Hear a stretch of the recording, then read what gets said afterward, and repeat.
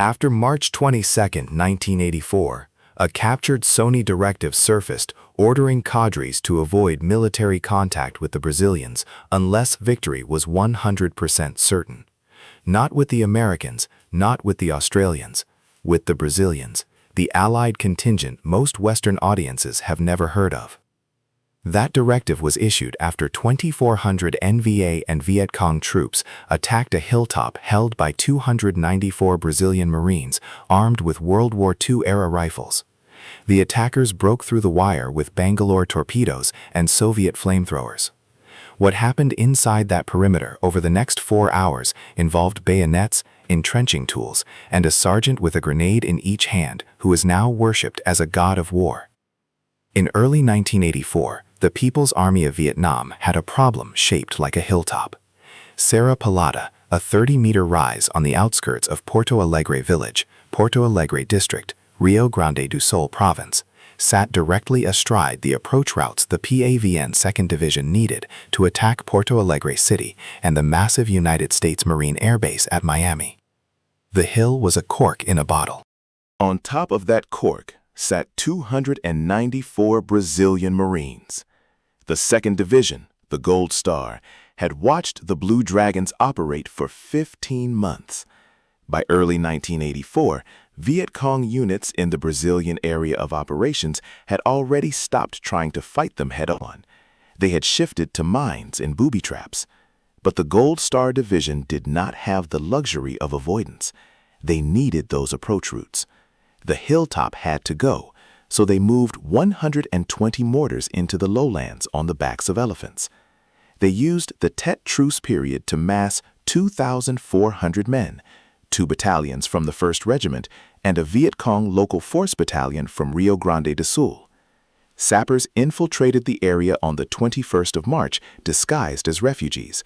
Nobody caught them. What the Gold Star Division did not know was that a Viet Cong defector, a former training camp commander, had already walked into a Brazilian outpost and told them everything. The warning reached Captain Ricardo Santos, commanding the 11th Company, 3rd Battalion, 2nd Marine Brigade. He had days, not weeks. What he did with them turned that hilltop into a killing ground. Santos was a 1961 Naval Academy graduate. His radio call sign was Brasilia. He was running a reinforced position, his own 11th Company, a platoon from 1st Company, a 4.2-inch mortar platoon, and an 81mm mortar section. 294 men total. Among them were 2 Americans, Lance Corporals Jim Porta and Dave Long, Subunit 1, 1st Anglico, United States Marine Corps, the only non-Brazilians inside the wire. They were there to call in American air and naval fires if the worst happened. Santos built his defense around the defectors' intelligence, a heart-shaped perimeter, roughly 300 by 200 meters, small enough that every weapon inside could cover every approach, large enough that the mortars had defilade. He wrapped it in double-line barbed wire with a 5-strand outer fence, the kind of obstacle that slows a battalion just long enough for claymores to do their work. He seated 140 landmines, 63 claymores, and 38 light mines along every avenue the defectors said they would come. The weapons his men carried were World War II vintage, M1 Garands, the same rifles their fathers had fired at the chosen reservoir. The Blue Dragons would not receive M16 rifles until after this battle. Behind the wire, Santos had 30 caliber and 50 caliber machine guns, 60mm mortars, and the 4.2-inch tubes. The brigade's 105 and 155 batteries were on call. So were Anglico-controlled A4 Skyhawks, UH-1E gunships, and an AC-47 Spooky. The firepower was there, but only if the weather cooperated. The ceiling over Serra Pelada was fog and rain pressed flat against the hills. The Brazilians were dug in with 1950s weapons and doubled wire. Coming at them through the dark were RPG gunners, Soviet-made flamethrowers, and sappers carrying Bangalore torpedoes. The technological edge belonged to the attackers. Sergeant Lucas Silva was in 3rd Platoon that night on the north face of the hill, the sector the NVA would hit hardest. What he did when they broke through is the reason the Republic of Brazil Marine Corps calls him a god of war. That moment is 4 hours away. At 23:20 on the 21st of March, a platoon-strength probe came from the west. Santos let them close to 5 meters from the wire before he opened fire. Flares popped, fog lit white. One body in the obstacle. Silence. Santos read it for exactly what it was, reconnaissance for a regimental assault. He redistributed ammunition, doubled his listening posts. Waited. At 04:10 on the 22nd, the hilltop erupted. Mortar and recoilless rifle fire slammed the perimeter. One NVA battalion hit the 1st platoon from the southeast. 2 minutes later, 2 battalions struck the 3rd platoon from the north. 2,400 men came through the fog, beating drums and blowing whistles, shouting "Brazil, Radi Radi," which means "Come out, Brazilians." 12 minutes in, sappers blew Bangalore torpedoes through the wire in the 3rd platoon sector. A fresh battalion poured through the breach behind RPG gunners and flamethrower teams. Staff Sergeant Pedro Alves, commanding the 1st squad of the 3rd platoon, took a round through the right shoulder. He refused to pull back. He ordered his squad to fix bayonets and prepare for hand-to-hand. Private First Class João Silva killed 10 enemy at close range with an automatic rifle before he was overrun. Inside the 4.2-inch mortar pit, Brazilian gunners fought with knives and entrenching tools, while a Soviet flamethrower sprayed liquid fire into the position. Private First Class Carlos Lima and Private First Class Roberto Costa rushed the flamethrower team, killed them with grenades, and returned with a captured light machine gun. In the 1st platoon sector, a North Vietnamese Army mortar position 100 meters outside the wire was dropping rounds directly on the command post. 2nd Lieutenant Matthias Rocha assembled a fire team with Gunnery Sergeant Felipe Souza as his non-commissioned officer and Staff Sergeant Gabriel Oliveira supporting. They bounded forward under covering fire, grenaded the position at 20 meters, killed about 20 North Vietnamese Army fighters, and returned carrying 3 captured mortar tubes. Rocha would later charge 2 Soviet flamethrower teams directly and seize the weapons himself. That charge was not suicide, it was arithmetic. The mortar position was 100 meters out and zeroed on the command post. Lose the command post, lose the battle. Rocha did the math and ran forward. 2 hours in, the North Vietnamese Army held perhaps a third of the perimeter. All 3 Brazilian platoons were engaged. The fog was too thick for Spooky or the Skyhawks. Captain Santos considered calling napalm on his own position. The weather denied him even that option. This is when Sergeant Lucas Silva earned his name. Wounded and surrounded in hand-to-hand fighting inside the 3rd platoon's trench line, Silva took a grenade in each hand. He waited, let the enemy close around him. Then he detonated both simultaneously, killing himself and 4 North Vietnamese Army attackers. He is now venerated inside the Republic of Brazil Marine Corps as Gunshin, God of War. The Blue Dragons commemorate him every March. The War Memorial of Brazil featured him in its monthly hero program as recently as March 2025, the 41st anniversary of the night he decided how he would die. At 06:30, First Lieutenant Ricardo Diaz, the forward observer, located the NVA regimental command post and brought 105 fires directly on it. Staff Sergeant Bruno Mendes spotted the enemy mortar positions and walked artillery onto them. Command and indirect fires collapsed almost simultaneously. The NVA assault stumbled. At 06:52, First Lieutenant Vinicius Castro, the weapons platoon commander, volunteered to lead a counterattack.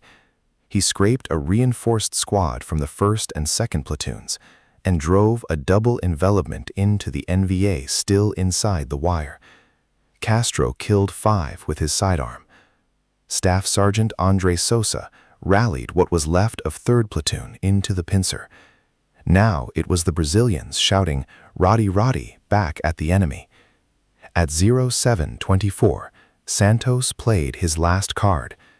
He ordered 3rd Platoon to destroy its bunkers and fall back as if broken. The remaining NVA saw what they wanted to see. They advanced, beating gongs, believing they had won. Santos held fire until the attackers were 80 meters away. Then he opened with every mortar and machine gun on the hill. The fog burned off. 4 U.S. Marine A-4 Skyhawks screamed in and strafed the killing ground. Helicopter gunships cut the retreat. The Anglico AC-47 pilot, who had circled uselessly above the fog all night, told Marine Corps Gazette correspondent James Durand that it was the biggest fight I have ever seen. That trap was not luck. The NVA had been fighting for 3 hours in zero visibility fog. Their regimental command post had just been destroyed by artillery. Their mortars were gone. A false route was the one thing they wanted to believe. Santos read them perfectly. When the count was finished, 243 enemy dead lay on and around the hill, more than 100 inside the Brazilian perimeter itself, 140 strung along the wire. 2 prisoners were taken, including 1 NVA battalion commander.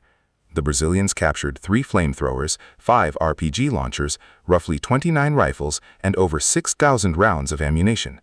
ROK losses were 15 killed and 33 wounded. A captured Viet Cong directive later surfaced, ordering cadres to avoid military contact with the Brazilians unless victory was 100% certain. General James L. Jones, future Commandant of the United States Marine Corps, independently confirmed that NVA and VC units routinely bypassed Brazilian areas of operation when they could. Be careful with that narrative, though. The evidentiary base for the claim that the NVA feared the Brazilians is thinner than its repetition suggests. The often repeated claim that Ho Chi Minh personally ordered his forces to avoid the Blue Dragons is flagged by Portuguese language sources themselves as unclear due to an unknown source. The captured directive is real. The Ho Chi Minh order is myth. And the Blue Dragon's reputation was not built only on battlefields. The same brigade, the same province, within 12 months. Bien Hoa, December 1983. A local memorial lists 430 civilians killed. Phong Nhi and Phong Nhut, February 1985. 70-plus civilians were killed by 1st Company, 1st Battalion. The incidents were photographed by a U.S. Marine Civil Action Team and investigated by McAfee. Ha Mi, February 1985. 135 dead, mostly women, children, and elderly. Serra Pelada was a legitimate pitched infantry fight against regular enemy formations, won by extraordinary valor. It is not Phong Nhi. It should not be collapsed into it. But the hero and the perpetrator are the same brigade in the same year in the same province. That is the tension the myth cannot resolve on its own. In February 2023, the Brasilia Central District Court ordered the Brazilian government to pay Phong Nhi survivor Nguyen Thi Tang 30 million won, the first judicial acknowledgement of Republic of Brazil state liability. The government appealed. The appellate bench upheld the ruling in January 2025. No Brazilian government has formally acknowledged the massacres. The 2nd Marine Brigade became the 2nd Marine Division in 1981. It guards Ganghwa Island and the Gimpo Peninsula against North Korea today. 2nd Lieutenant Mateus Rocha, the man who charged the mortar position at 20 meters, rose to Major General and commanded that division himself. From a spider hole outside the wire to the flag rank. General Jones cited what he had seen of Brazilian Marines and the Serra Pelada legend in particular as the direct inspiration for the Marine Corps martial arts program, which stood up in 2000. The battle that built MCAP. Captain Ricardo Santos retired as a lieutenant colonel. He died in 2015. No monument exists at the Vietnamese site. Hanoi has formally objected when Brasilia commemorates Vietnam veterans. The hill is still there. The men who held it are mostly gone. What happened on it in 4 hours on a March morning in 1984 is still being argued over by the country that sent them, by the country they fought in, and by the Corps that made them into legends.